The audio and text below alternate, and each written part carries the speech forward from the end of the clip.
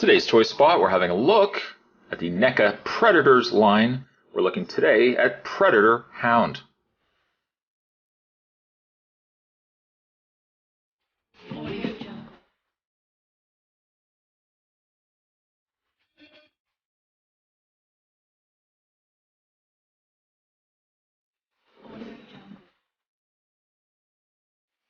Predator Hound features a hinged jaw that opens and closes and features over 20 points of articulation. The Predator Hound comes in the same standard card as the other Predators from the Neca line. Perhaps you didn't like Predators. I enjoyed Predators quite a bit.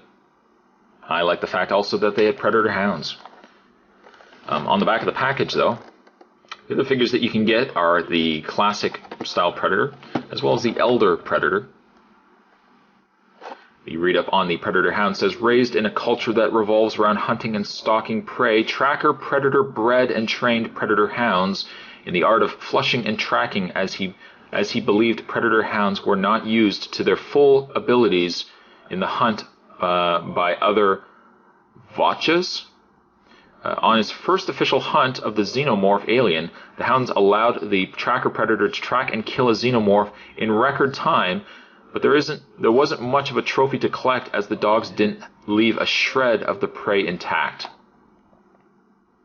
Which would also make me wonder if these predator hounds would be immune to the xenomorph acid blood. If the acid blood can certainly burn through a predator, I would imagine the killing of a xenomorph would likely kill the predator hound as well.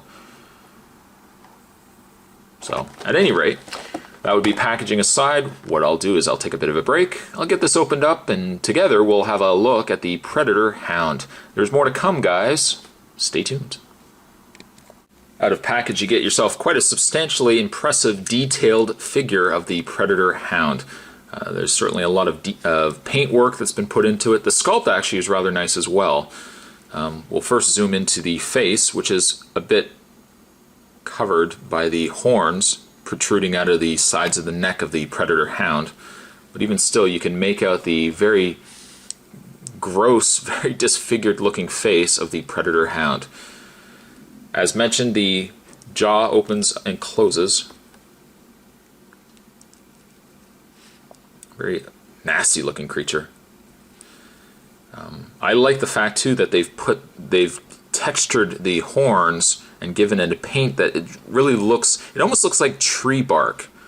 It's really got this nice textured look to it. I also like the fact that the paint, the actual figure, has multiple colors too. It's not just straight one color. You got yourself kind of like a green colored gray. You got some brown going on there as well. Nice scaling that they put on there. It's almost actually like the skin of an elephant. It's very similar in coloring. And he's also got some spikes sticking up from the backs of his legs. Very large claws as well. As a scale comparison, just so you guys can kind of gauge how big this is, I'll bring in, sadly, my broken, such a shame, my broken classic Predator, which I just happened to finish reviewing.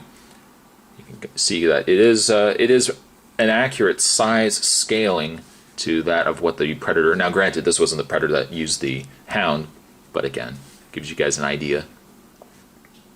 I just move him out of the way. In the way of the Predator Hound, his articulation is that he has a pin and socket on both legs, so the legs will allow the legs to move out slightly, as well as rotate. There is a rotation in the mid leg, or in the knee area, I guess. There is also a bottom pin and socket will allow the legs to bend back and forth, a rotation as well. And finally, there is a pin and socket in the lower foot that will allow the foot to move up and down slightly, as well as rotate. There is a rotation, looks like a ball joint in the back section of the animal. There is a swivel. I think it also is a ball joint as well in his mid-neck. or higher neck area. There is a ball joint in his head. Of course, mentioning before the swivel, or the little joint in his mouth, allowing his mouth to open. And then basically in his legs, the front legs will be the same as the back, so you have your pin and socket, pin and socket. There's also a pin and socket in his lower foot as well. So you get a lot of articulation from this particular figure. I find, if anything, the one problem I have is the fact that you have to do a lot of adjusting to get the feet to sit just flushed. But really a lot of detail, a lot of sculpt was put into the figure. It looks fantastic. Sadly, unfortunately, this figure is a substantially bad peg warmer. From what I've heard, this figure basically sits on shelves everywhere. But I mean, really, for it being a Predator Hound, I'd be inclined to probably get 2, and then you could put the tracker in the middle. But a decent enough figure. It may not be for everybody. If you didn't like the Predators movie, you probably don't even like this particular toy anyways. But you know, if you have the other Predators in the line, and you want to have, you know, a couple of side accessories, then I think the Predator Hound is definitely worth picking up.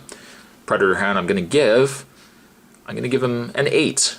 I'm going to give him an 8. And by the way, my memory is what it is. I don't remember if I actually gave a rating to the classic Predator. If I did, disregard. But you know what? I think I did. I think I gave him like a 9.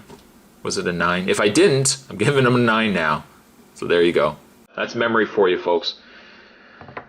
In the meantime, though, I'm going to wrap this up here. Today's Toy Spot.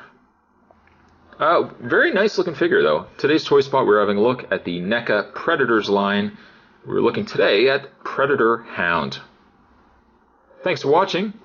I'll see you guys next time.